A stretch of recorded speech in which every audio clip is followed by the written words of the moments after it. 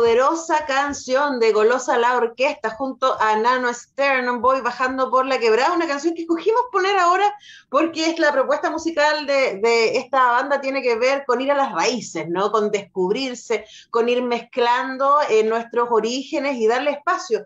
Y eso también es de lo que va el trabajo de nuestro invitado. Estamos muy contentos de recibir a Mauricio Barría. Él es, bueno, académico de la Facultad de Artes, particularmente de teatro, además de director de posgrado de esa facultad. Mauricio, muy bienvenido. ¿Cómo estás? Hola, ¿qué tal, Antonella? Muchas gracias por la invitación. Yo estoy muy bien. ¿Y tú?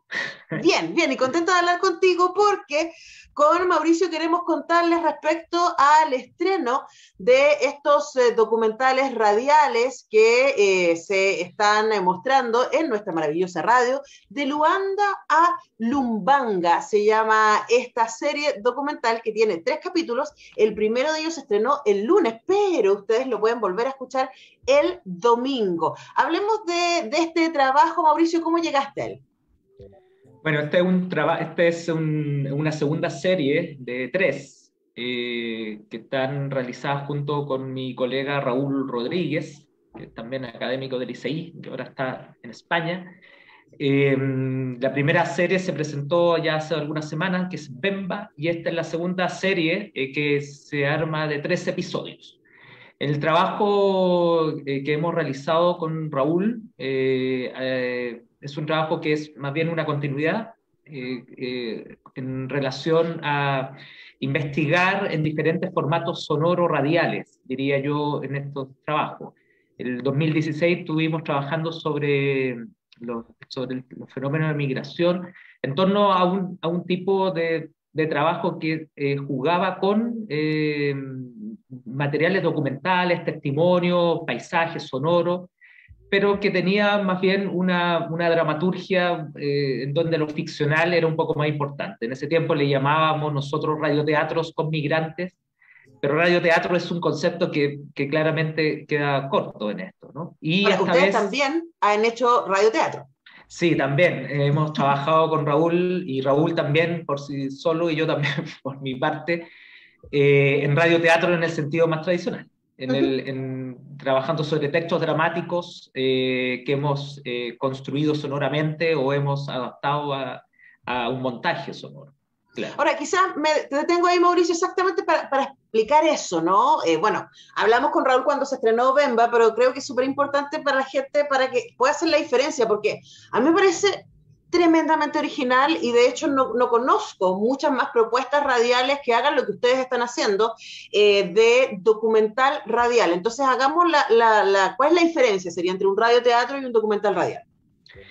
Sí, una buena y difícil pregunta, pero a ver, por radioteatro nosotros tenemos que entender lo que sabemos, que es un tipo generalmente es una lectura de un texto que se hace dramatizada, ¿no? Y que en la que el sonido trabaja ilustrando, ambientando o supliendo determinadas atmósferas.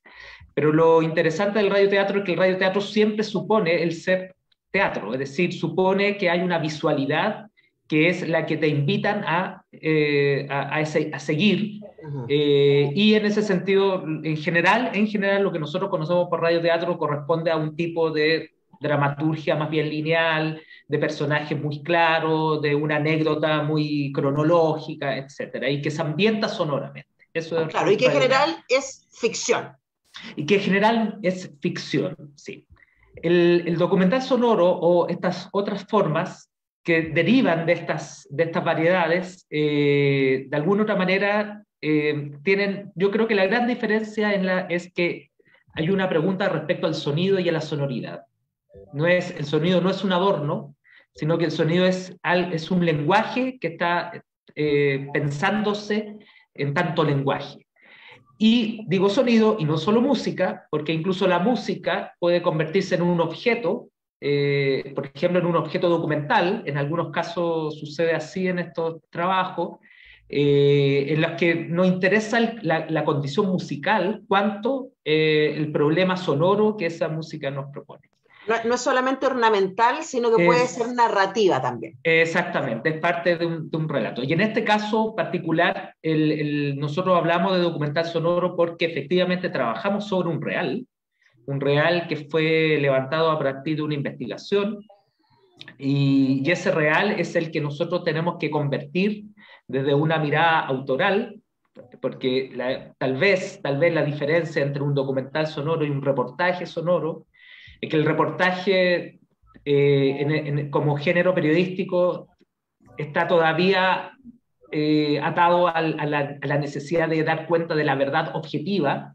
En el caso de un documental, nosotros queremos presentar un real más que una verdad, y eso, digamos, con una idea de efectos, ¿no? O sea, estamos trabajando al nivel también de la afección del auditor y no solamente al nivel de la información. Y a veces la información puede ser menor o requiere de parte del auditor mayor capacidad de construcción que tal vez la que pueda suceder en un reportaje. Tú tienes toda razón, Antonio, en el sentido de que esto es muy raro acá, pero en realidad no, en otras partes es menos raro. Claro. Y es interesante porque, de alguna otra manera, claro, con toda esta moda del podcast, aparentemente podríamos estar entrando en una nueva era, pero yo creo, y lo he dicho en otros momentos, creo mucho en la radio. Y creo que la radio es un soporte todavía bastante inexplorado en nuestro país, que yo creo que lo fue en otros momentos. Estamos a punto de cumplir los 100 años de la radio, y yo creo que esto es un buen mensaje también, no solamente a propósito de buscar nuevos formatos, sino que de la radio como medio, ¿no? Y Sí. eso es una cuestión interesante que también está jugando acá en este trabajo. Lo Bueno, distingo del podcast en ese sentido. Absolutamente, y de hecho uno que hace clase de radio es como el podcast con todo lo que nos gusta, ¿cierto? Tiene que ver con la instalación, con el compartir una conversación, y de hecho la mayoría de los podcasts, incluso los más escuchados, tienen que ver con amigos que se juntan a conversar sobre algún tema en particular. Acá hay un trabajo de investigación que es muy potente y que llama al espectador, al auditor en este caso, a transformarse en espectador en su cabeza. La radio es el medio de la imaginación. Entonces ahí se produce una conexión que es muy profunda porque a partir de los estímulos sonoros uno participa de manera tremendamente activa, mucho más activa que la visualidad, porque es la propia cabeza la que empieza a generar esas imágenes. Además, ustedes con Raúl no han trabajado cualquier imagen, se han metido en temas que han sido de alguna manera invisibilizados o marginalizados de los relatos hegemónicos, como en el trabajo anterior el tema de la migración y en este trabajo el tema de los afrodescendientes. Cuéntanos, Mauricio, ¿por qué para ustedes es importante trabajar estos temas? Claro, primero estoy sumamente de acuerdo contigo, como lo planteas, digamos, el potencial sonoro que radica en esto. Y claro, y en el caso de este trabajo, bueno, primero hay un tema, hay un descubrimiento que hacemos nosotros a propósito de una historia, una parte de la historia de nuestro país que ha sido menos enseñada o nada enseñada, que tiene que ver precisamente con la realidad, digamos, de la comunidad de esclavos primero y después de afrodescendientes que han existido en Chile desde siempre, ¿no? Nosotros, Chile se construyó desde una mitología de la hegemonía, de la homogeneidad racial, y sobre esa homogeneidad, desde ese mito, digamos, nosotros hemos construido toda nuestra mitología de estabilidad económica, estabilidad política, ta, ta, ta. Entonces, no es raro que frente al proceso migratorio, especialmente los pensamientos más de derecha vean en esto un peligro respecto a esa gran mitología, digamos. O sea, si lo que nos mantuvo a nosotros siempre unidos, esa cosa de la unidad nacional, es la unidad racial, olvidando que habían mapuches, olvidando que habían aymara y obviamente olvidando que habían afros. Entonces, Y que todo el resto somos puro mestizaje. y que todo el resto, claro, somos a medio de llegar de algo, pero no somos, digamos, ese imaginario gótico mapuche, digamos, que imaginaba Palacio, digamos, al principio del siglo XX, digamos, ¿no? O sea, hay una mitología que es, creo yo, que es la que está presente y que se manifiesta todos los días respecto al racismo permanente, el racismo evidente y latente que hay, especialmente respecto a las personas de origen afro. a los, comillas, negros.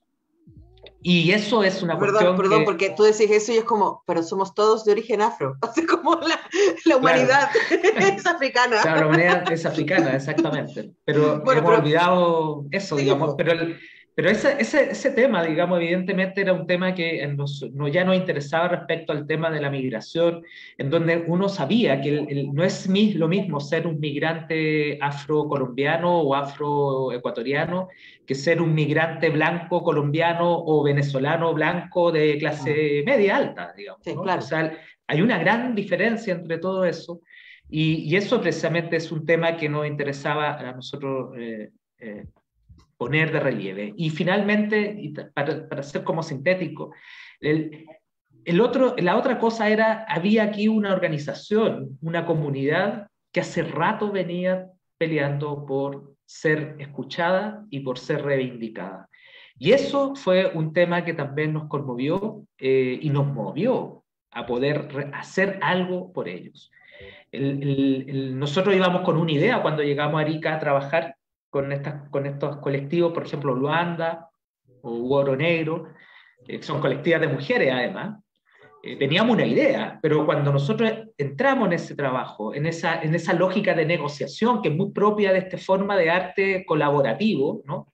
Nosotros cambiamos de idea de obra.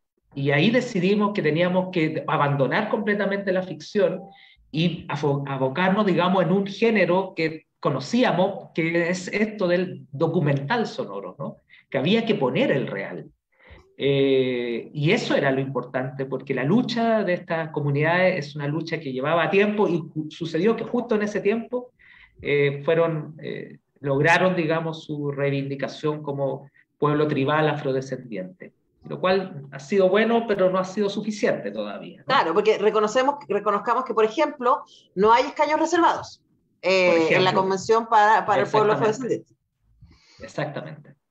Pero este trabajo, entonces, lo que de alguna manera hace es acompañar estos procesos, ¿no? De reivindicación y de visibilización, que yo creo que ahí hay una cosa que es tremenda. Como que se nos olvida que Chile también es eso. Claro, el documental de Luanda Lumbanga en particular trabaja sobre tres grandes ejes temáticos, ¿no? El primer eje temático tiene que ver con un problema de la historia, y la historia como una deuda nuestra respecto a una parte que hemos borrado de nuestra historia, ¿no? Una violencia que ejerció el Estado chileno respecto a las zonas de ocupación de Arica y Tacna durante todo el inicio del siglo XX. Era una zona de ocupación después de una guerra en la que se repobló con gente que traíamos de acá, pero el habitante originario de origen peruano y muchos afroperuanos en ese momento quedan instalados, digamos, en una situación de marginación.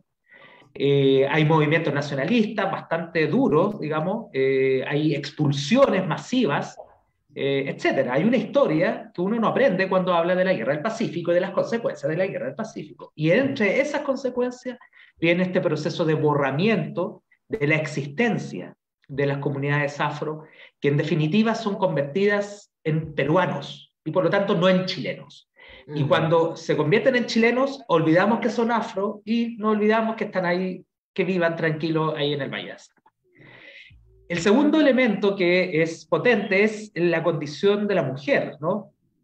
Primero porque nos conectábamos con colectivas feministas afrodescendientes, que son las que han llevado todo este proceso político, mujeres muy locas y muy potentes, pero estas mujeres, digamos, cargan también con todo lo que conocemos nosotros a propósito del abuso que se amplifica por su condición de mujer negra. Y este abuso que está vinculado con la sexualización de su cuerpo, con la objetualización permanente en nuestra cultura, ¿no? Los mensajes son permanentes, son cuestiones que aparecieron en este reportaje y yo son una de las cosas que más agradezco que ellas hayan tenido la confianza de poder contar cosas que, como ellas mismas dicen en algunos momentos del documental, nunca habían hablado, ¿no? Y agradezco profundamente que hayan querido hablar en este círculo que construimos con Raúl, digamos, de confianza, entendiendo que esto era importante que se supiera también. Y la tercera cosa era el tema de la reivindicación cultural, que aquí había para mí una cosa muy interesante a propósito de cómo ellos han reconstruido una cultura, porque ellos perdieron el nexo, ¿no? O sea, todos estos procesos de violencia sistemática y de exclusión hicieron perder el nexo respecto a sus culturas. Y lo que ha sucedido es que hay una generación, no tan joven necesariamente, y joven también, que han querido rearmar esto. Pero es todo un proceso de rearmar y en cierto modo también de inventar. Y ahí es donde a mí me gustaba esto, porque yo decía, bueno, ¿y qué cultura no es eso? Si la cultura es un invento, cada cultura nuestra es un invento. La gente baila, claro, juega, creamos mitos alrededor. Tú dices eso, a propósito, yo pensaba el western estadounidense, ¿cierto? Tiene que ver con instalar un mito, y estaba pensando que los ingleses en su momento mandaron a escribir, ¿cierto? Las crónicas artúricas, para poder generar esta idea de un pasado mítico, bueno, hay que decir los romanos, los griegos, y así, ¿cierto? O sea, es como es algo que hemos hecho una y otra vez y que es interesante conocer. Ahora, para terminar, Mauricio, ¿cómo evalúas tú lo que resultó, ¿no? Y lo que se está presentando ahora a través de Radio Universidad de Chile a nuestros auditores y auditoras? Sí, bueno, lo primero agradecer a la radio que haya accedido a presentar este material y que espero que sea el inicio de una relación larga, ojalá. Bueno, yo creo que yo entiendo esto como un trabajo artístico, ¿no? Yo no soy sociólogo, investigo en arte, pero para mí esto es un trabajo artístico, y en ese sentido, cuando uno piensa en el resultado de un trabajo artístico, más bien uno entiende que es un hito en una trayectoria, ¿no? A mí, yo quedé muy contento como se logró, en dos sentidos. Primero, porque siempre armar esto es un desafío. Uno nunca sabe cómo es. No es que exista una regla, y cuando las cosas se convierten en reglas o en recetas, yo abandono eso, ¿no? No me interesa. Eso no es obra de arte, eso es una reproducción de una forma de representación. Cada obra de arte, por lo tanto, es un desafío, porque uno aprende con los materiales, con las personas con las que trabaja, cómo se hace. Y ese aprender te va dando también experiencia para la siguiente. Entonces, en ese sentido, para mí el trabajo, a mí al menos, en este caso de lo que están escuchando ustedes del Luanda Lumbanga, me dejó bastante contento, porque logré resolver algunas cosas, como una cosa compleja, que era cómo contar solo con sonidos, algo que nosotros estábamos viendo. Porque nosotros estuvimos allá, vimos las fiestas de mayo, cómo conviertes en sonido eso, y creo que se logra bastante. Y en segundo lugar, porque es una obra que nos va a permitir ahora, con Raúl también, y cada uno también de forma autónoma, proseguir un trayecto a propósito de esto descubierto, digamos. O sea, el tema del documental sonoro como posibilidad todavía está ahí abierto, digamos, y creo que lo que se puede hacer sobre eso es muy potente, ¿no? Y entonces esta obra nos ha dado, digamos, algunos de estos materiales. Y lo último, que ha sido muy grato a propósito de la recepción que ha tenido este trabajo en la comunidad, que era una de las cosas que más nos importaba.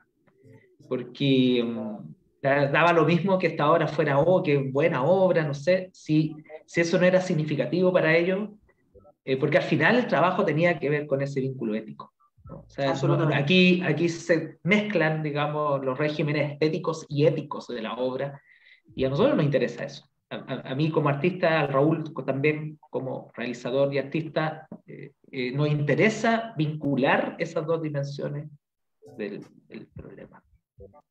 Bueno, un problema que resulta hermoso en su resultado por la posibilidad de empatizar, de conocer, de descubrir, y la serie de Luanda a Lumbanga, ustedes la pueden escuchar en estreno los días lunes, inmediatamente después del semáforo, a las 11 de la mañana, y los domingos repite, así que si el lunes se lo perdió, puede escuchar el domingo a las 12 o puede compartirlo y ser parte. Y esto es por las próximas 3 semanas, para que no se pierdan entonces estos 3 capítulos. Hemos conversado con Mauricio Barría, director de posgrado de la Facultad de Artes, académico de teatro de nuestra universidad y realizador entonces de esta serie de documentales sonoros de Luanda a Lumbanga, que se están compartiendo a través de Radio Universidad de Chile. Mauricio, un placer conversar contigo. Muchas gracias. Igual, Antonella, muchas gracias por la invitación. Bueno, y con esta conversación cerramos el semáforo de hoy. Regresamos mañana a las 10 con todo el equipo, con la Cami en el estudio, con Manuel ahí en la puesta en Facebook y con nuestra maravillosa Tania González en la producción. Nos vemos entonces. Chao. Allá la querían bajar, Chao, chao. la querían bajar.